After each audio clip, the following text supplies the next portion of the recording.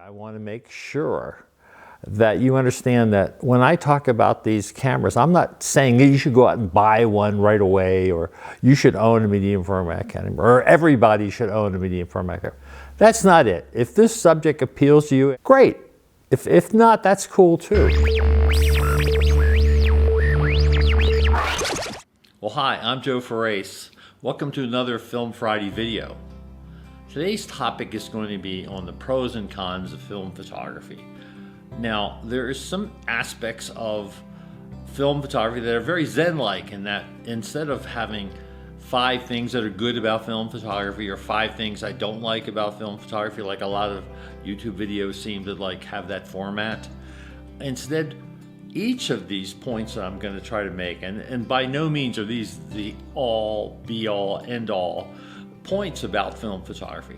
There's pros and there's cons of each point. So there's the yin or yin and yang of film photography, hence the kind of Zen approach that we'll be talking about today. The number one point I want to make is I think that film photography can improve your photography. And one of the ways I think it does that is it makes you look at many more of the aspects than you experience with digital photography. There are so many aids, not just autofocus, that's been around even before digital photography, but exposure and multiple layers and options and matrix metering and all this stuff that makes photography, digital photography especially, very, very simple. Now, that doesn't mean that it's easy to take good pictures, because a lot of people have really great cameras with the latest technology but still manage to take really bad photos. And I think that boils down to the fact that I've seen people say, well, I have 20 years experience making photographs. Well, really, if you look at what they're doing, they have 1 year experience 20 times.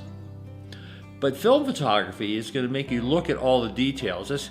Because first of all, the metering that are in most film cameras aren't all that easy to use, and sometimes they're really awkward. What I noticed, for instance, even in the A series of Canon cameras that I've been shooting, every one is different. It's not like they said, well, these are all the same series of cameras and they're all A bodies and they're all similar.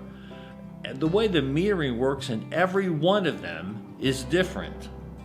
So you're going to have to learn, and as hard as it may be for some people to read the manual. And if you don't know about film manuals online, I'll put a link below to this guy named Butkus, who has lots of film cameras online, and he asked for a modest $3 PayPal in exchange. Well worth the $3 if you have a film camera that you aren't really sure about using. But anyway, not just metering, but every control and the focusing screens and things like that, they're different. And even on these A series, to go back to that, every one is different. And they force you, A, to slow down, and B, to think about not just exposure, but the corners of the image, the shutter speed that you selected, how that's going to affect it. I'll just put it in aperture preferred mode and let the camera worry about the exposure. Well, you know, you can do that, or you cannot. But the main thing is that the film photography is going to slow you down, make you think about it. Medium format, the whole process is going to slow you down, because they're big, they're clunky. Even the most sophisticated, easy one to use, like a Hasselblad, it's going to slow you down because things are not simple. And so I think the pros and cons of improving your photography is, yeah, it'll get better, but you're going to struggle. It's not going to be easy. At the same time, I think at the end result, once you get to look at your pictures, and the nice thing is waiting for that time so that you have time to reflect upon what the experience was like making those photographs. Until you get to the point where, if you've seen my blog post on the 3 phases I think photographers go through, once you get to that third phase where you click the shutter and you know exactly what the picture's going to look like, well, you've done the first step. you've improved your photography. Now the second point, and a lot of people make this to me, film photography is expensive. Well, expensive is a relative term. Used cameras are not that expensive. The cameras that I've purchased recently were much less than the cost of any new, even entry-level digital SLR or DSLR, mirrorless camera, whatever you want to call them. But at the same time, what would offend some people, the digital-centric people, you have to buy film. And there's been all kinds of crazy YouTube videos on Kodak and Fuji and charging so much for film. You know, I looked at my budget, how much money I spent last year on film and processing, and the number was $400. Okay, that's not a little bit of money, but it's not going to take you to the poorhouse. If you've been interested in photography, photography has never been cheap.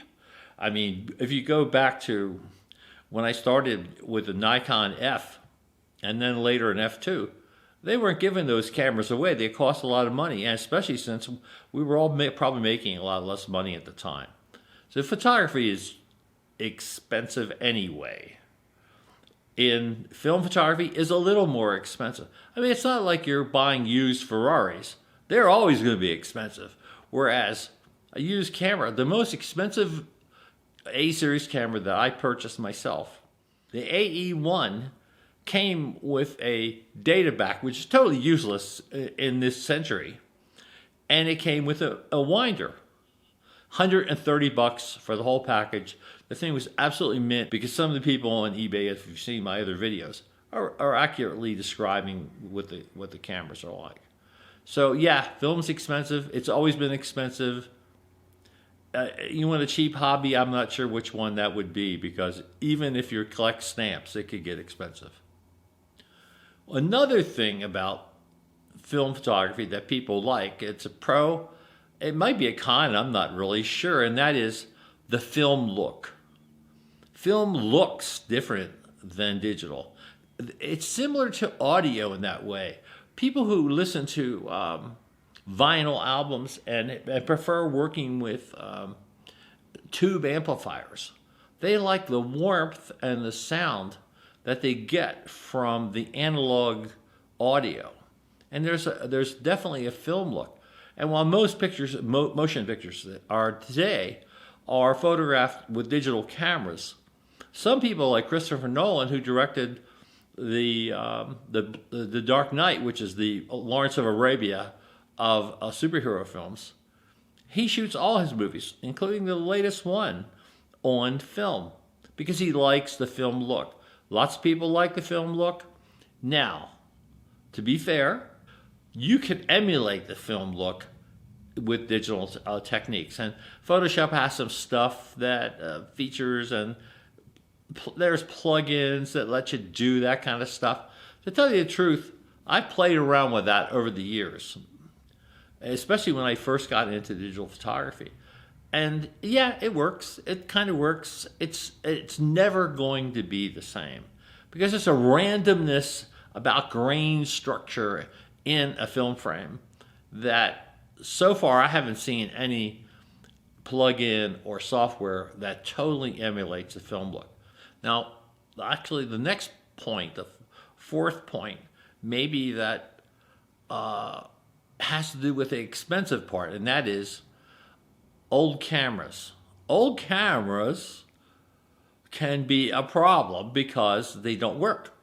If you saw my recent blog post about my winder problems with the Canon AV1, which is a terrific camera, it's wearing the winder A2, because I found out that the A winder, even though it's supposedly compatible with this camera, doesn't really work. And it seems that the upshot, there's all kind of details in my blog post on the subject, but the upshot is they're old. You know, this winder could be 20 years old. And they have this little tiny motor, electric motors, not too different from the motors that are used in model trains, for instance. So what are you going to do? They wear out. Sometimes they work, sometimes they don't work. and sometimes they work poorly and incompatibly with different bodies, even though they should be all together. So that is definitely a con. There's no upside to that at all. Although the experience, if you have an open mind about it, isn't all that bad. I mean, really, when you get down to it. But it's up to you. I want to talk about the biggest thing for me about film photography. You know, other than you get to relearn aspects of photography that you totally forgot about. There's a craft aspect of film photography that doesn't exist in digital photography. Oh yeah, it's more digital photography processing. It's more like video games. The technical aspect, the craft aspects take you back to the roots of photography. If you look at the complicated ways that photographs had to be made in the past 150 years, it's amazing. And if you study the history of photography, I really think that more people should do that. There's lots of books in the library. You should pick them up and look at them and see how people like William Henry Jackson, Colorado's own classic photographer, how he created timeless images of the wilderness under horribly primitive conditions. Finally, the big thing really is something that has always been the motto of my blog, and that is have fun with your photography. And for me, I enjoy the process. It's the pace of it. It's the craft of it. It takes me back, and maybe it's a nostalgia thing too, that people who grew up with digital photography don't feel.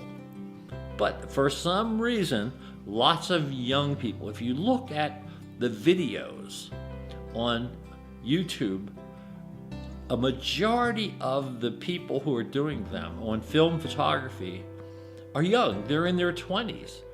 So there's a fun aspect, and there's a craft aspect, and there's a creativity aspect. It's wide open.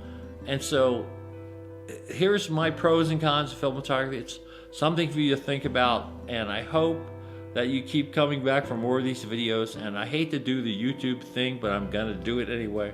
I really would appreciate it if you would give this video a like, and I would really appreciate it if you're subscribed. But anyway, thanks so much for listening, and I hope to see you again real soon. Do we have any video worth looking at? Okay, let's stick it in the dumb computer and find out.